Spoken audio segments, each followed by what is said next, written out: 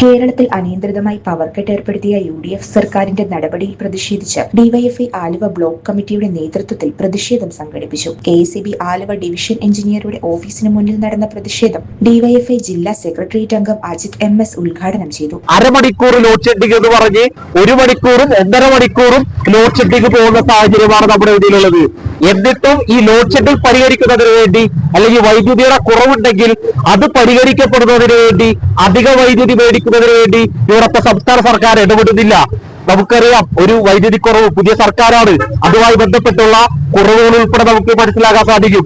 എന്നാൽ ഇന്ന് 1 മാസം കഴിഞ്ഞിട്ട് പോലും ഇത്രയും വലിയ പ്രതിസന്ധി ഉണ്ടായിട്ട് പോലും ഈ കേരളത്തിലെ ഇരുട്ടിലാകുന്ന സമീപനമാണ് ഈ UDF സർക്കാർ ഇവിടെ സ്വീകരിച്ചിരിക്കുന്നത്. ബ്ലോക്ക് പ്രസിഡന്റ് ജിഷ്ണു TR, ജില്ലാ കമ്മിറ്റി അംഗം അജി ഹക്കീം, ബ്ലോക്ക് ട്രഷറർ ഹരിശ്രീ ചന്ദ്രൻ, ആലുവ മേഖലാ സെക്രട്ടറി മുഹമ്മദ് ഹിജാസ്, ഡിവൈഎഫ്ഐ മുൻ ജില്ലാ ജോയിന്റ് സെക്രട്ടറി രാജീവ് സക്കറിയ എന്നിവർ സംസാരിച്ചു. Seat news Aluva.